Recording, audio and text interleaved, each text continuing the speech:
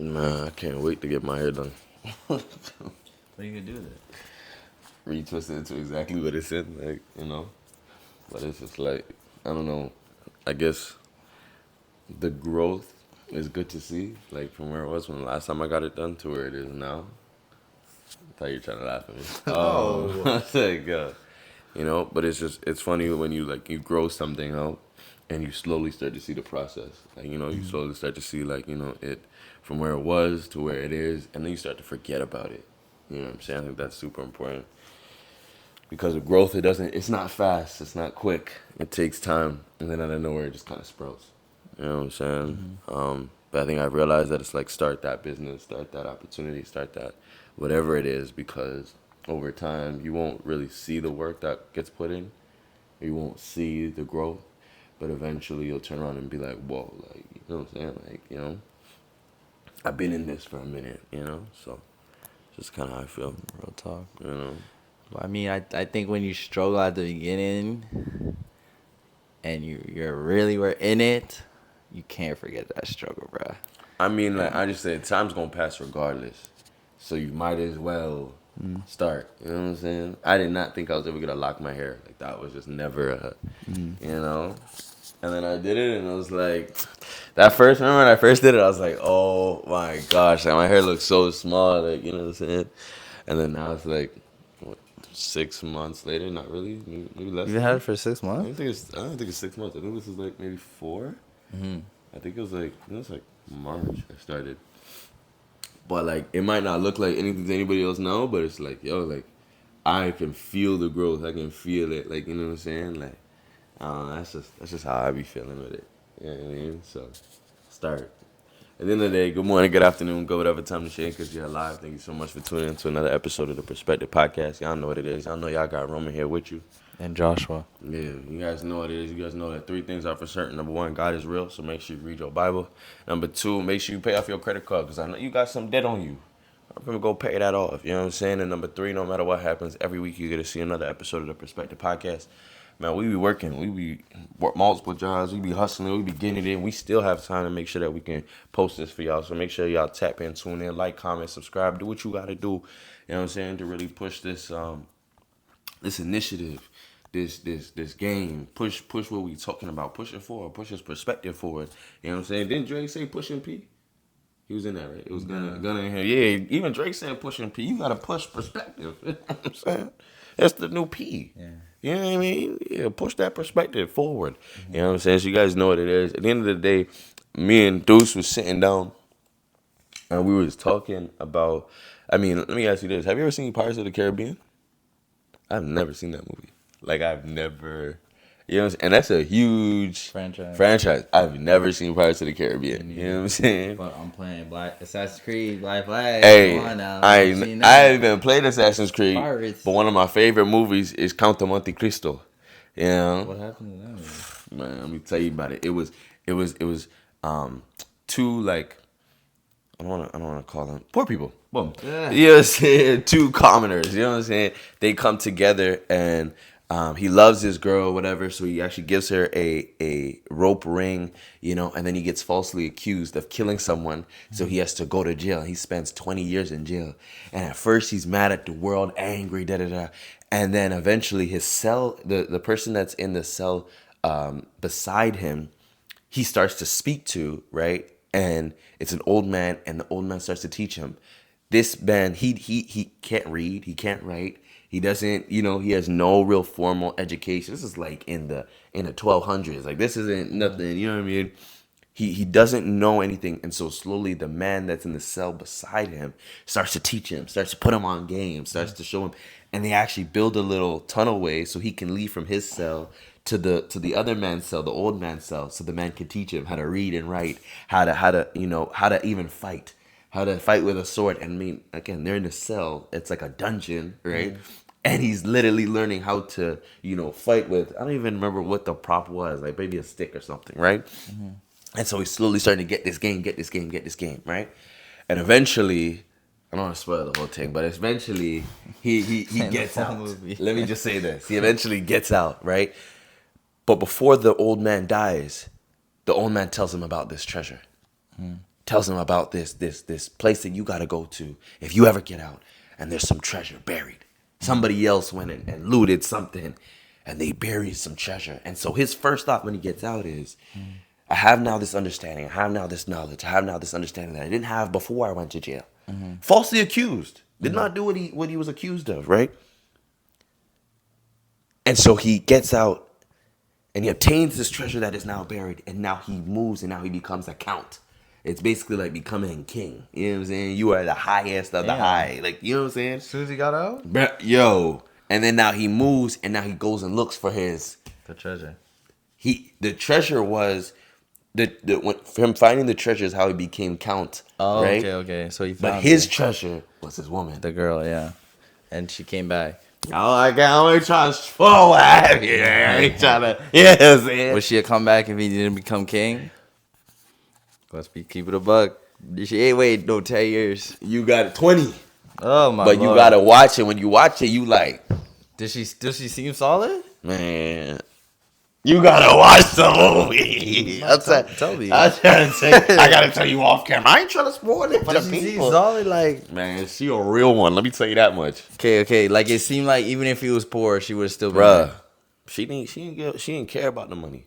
It was one of those ones. Okay, because she was there when he was poor. When he had nothing, she still loved him. You see what I'm saying? Now he up and she think, And you know she's what I'm there saying? again. Okay. Man, Not but like she wasn't there. Nah, she wasn't messing bruh. with the kid beforehand. I told you she put a rope on her finger. yeah, A lot of okay. women nowadays. Let me not even get there. Let me not even go there. A lot of people nowadays won't be there to build you up. He didn't even have her to be there when he built him up because he was locked up, false imprisonment. I don't want to spoil the thing, but it's a good movie. Yeah. It's one of those ones. But I say all of this to say, where is the treasure that is buried? A lot of us will die. That old man died knowing where the treasure was, but didn't have the opportunity to go and obtain it. How much has God given you? How much treasure has God given you that you have left buried for now someone else to discover, someone else to find, someone else to dig up, and for them to become count over you? How many of us were destined to be kings and queens, but we allowed that treasure to stay buried? And then we complaining to God like, man, how you ain't make me where I'm supposed to be? And God's like, man, I buried that in you. You didn't find the X? You know what I'm saying? Yeah. You gotta find it. I told you where it is. You gotta go out and go find it. Yeah. And it takes a lot. It's not easy. You know what I'm saying? Treasure was never in a movie. Treasure isn't buried next to civilization. Treasure isn't buried that's easy accessible. Treasure isn't buried around people. It's not easily found. Treasure is off the coast. It's 2.5 hours out. You know what I'm saying? And when you get there, you be looking, you be like, I don't know where it is. If you don't know exactly where it is, you can't even find the treasure. That's treasure. You know what I'm saying? Whatever is valuable isn't easily accessible. You know? And that's just if you value it. Yeah. You know what I'm saying? I don't know a lot of people that be leaving $30,000 out in their front porch and just being like, man, I'm gonna get it in the morning. Yeah. You know? And I think that's the same about people. If you really value somebody, you don't leave them in harm's way. You don't leave them out where you don't have provision over. You don't leave them, or you don't keep them in a place that isn't safe, isn't guarded. You know, when you love something, when you value something, then you think, hey, no, man, I gotta make sure you're here. Yeah. Because if you're not here and I leave you there and somebody takes you, that's on me. Yeah. So I gotta keep you here. Because you're treasure. You know what I'm saying? And the thing is too, because I also want to use this caveat when it comes to people, because some people feel like, yo, well, they didn't value me because they didn't guard me, or they didn't protect. A lot of us are, I don't want to say damaged, but a lot of us have a broken sense of how to guard treasure. Let's keep it a buck. Okay. You're like, damaged? Yeah, I know, damage is a crazy that's word. hilarious. I don't want to say damage. I just want to say a lot of us don't understand how to properly guard treasure. And so we lose valuable things, a valuable perspective, because we were never taught how to properly bury what was treasure in our lives. We weren't taught how to secure what was valuable in our lives. So there's two ways you're going with this. It's Two. like, one is the stuff that you bury that you value, and then also the buried part of you that you need to discover. Okay, so you're talking about this first one. And I only went into things that you value that you need to bury because because I think there are two perspectives to it. Yeah. We have valuable things that we should be burying that we're not, that we were never taught how to really bury. Yeah. Right? Or taught how to put aside or keep safe, or Yeah. And at the same time, God has also given us valuable things, treasure, that we haven't been able to go and discover because we haven't put the time into going and finding it. You know what I'm saying? So it's just I only went into what we need to bury because I was talking about people, but even if we get off of people and we just say the things that God has buried in our lives that we haven't been able to find the X or find the map, because that's in those times, not even medieval times. It's like Renaissance times, right? In those times, the biggest thing was you find a map. Remember El Dorado? Y'all don't know about El Dorado. You know what I'm saying? That was one of our favorite movies growing up. But El Dorado is another story where they don't spoil it. No. They're doing dice games. You don't know El Dorado by now. Yeah, what's wrong with you? You're That's why your life the spoiled. way it is. Yeah. You know what I'm saying? Yeah. But they do dice games. They have fixed dice matches, whatever. And they trade money for a map. And you would say to yourself, why would you trade money for a piece of paper that you don't even know is really has treasure attached to it? But they saw the value and they thought, I'd rather take the map than the money, right? Boom. They get on this adventure. They finally find the place that they need to go, and they're following this map to El Dorado, which is the city of gold, right? And from there, they find treasure. They find what it is that they're looking for. But without the map, you don't have you don't find the treasure. You take the monetary value or the coins, the money today, and you miss out on the map, which is the real treasure, which is the real gold. And that movie's like the whole struggle trying to get the treasure. Like they found it, and then there's a whole other problem of trying to keep it and take it without hurting people and seeming wholesome and getting caught. Yeah, hang on. That's a fire. You know what I'm saying? So, but I think the idea of treasure is so important because it's like, at the end of the day, nowadays our treasure we think is the lottery. Yeah. You know what I'm saying? Back then they was looking and searching for treasure. Now you go to the corner store, you put $5 in, you hoping to get $1 million. That's your treasure. It was different. Imagine having to take 20 years, take 10 years, take 5 years, and look and meticulously try to take this map against another map and trying to find what it is. So it was a lot more rewarding because you felt like you had to do all these things to obtain it. But it was a different world. Somebody else went and pillaged another place to get their treasure and bring it in. They might not have made it. So then they're like, let me bury this so I can come back to it, and then they not be able to make it back to it. Yeah. And now somebody else gets the map, and they're like, okay, let me go find what he already went and did. Yeah. And let me go find it so I can go and get it.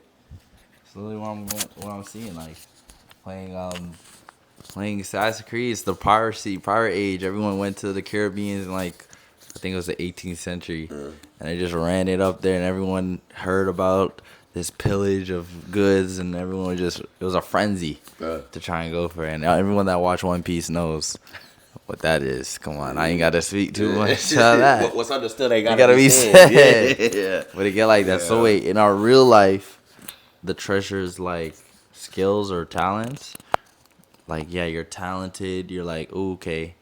The treasure in you, it's like you have a great eye for photography, but you've never developed it. You never cared to. When you had the chance, you went into accounting and just followed that path. Being scared, you didn't trust the map. You didn't trust the map. And I think for everybody, their map is different. My map is I think is the Lord. I think it's His direction, His guidance to tell you where that X is in your life, right? Somebody else's map might feel like it's astrology. I don't know. That's you. I don't know. You might look at the stars and say, the map is, I'm following Orion. You know what I'm saying? And from there, I feel like I can find X. I don't know. The Big Dipper. You know what I'm saying? Yeah. But for me, it's different. I think it's, can you find a map in your life to find the treasure in your life? Where is the map in your life that shows you the treasure in your life? There's treasure in you. At the end of the day, I want to say that we all inherently have treasure. We can all find a map that shows us the treasure in our lives. I would argue we all have the map. Okay. Because I think we all have a sense of stuff we're good at, stuff we're interested in. and stuff we would want to pursue. And then that's like a map. Like a map shows you a rough estimate Of like where the it could X be. is here, but it could be 15 kilometers off. Yeah. It's in this area. General vicinity. And like I think we have the same sense of like, bro, we know, okay, I've always loved doing this thing from when I was young. Maybe I should try and pursue it and see if I can actually obtain the treasure. But a lot of people always think it's a fool's errand, fool's gold. That's a whole other problem that people fall into. It's like now you went down, it's a false map. You're like, this wasn't for you. This wasn't your path. That's a whole other thing. And then it throws you off kilter. Now you never follow maps. Because now you followed the map thinking that was the direction, that was the place you were supposed to go. Yeah. And then you realize, damn, that wasn't, you know what I'm wasn't what I saying? thought. And now you're like, okay, well, I'll never follow another map again. Yeah. And God's like, no. Don't slip just because that one didn't work. Yeah. You know, I have one that's golden. Remember Charlie and the Chocolate Factory? Yeah. You know what I'm saying? Willy Wonka was the place. Charlie and the Chocolate Factory was the movie. Oh, yeah. Everybody was looking for that golden ticket. Yeah. How many people went through multiple chocolate bars trying to find that golden ticket? Yeah. People that had more money would buy more chocolate bars to have more of a chance to get the golden ticket. Mm-hmm. And a poor kid got a chocolate bar that get the ticket, right? So I say that to say, wealth can get you there. Can give you the ability to go and find it.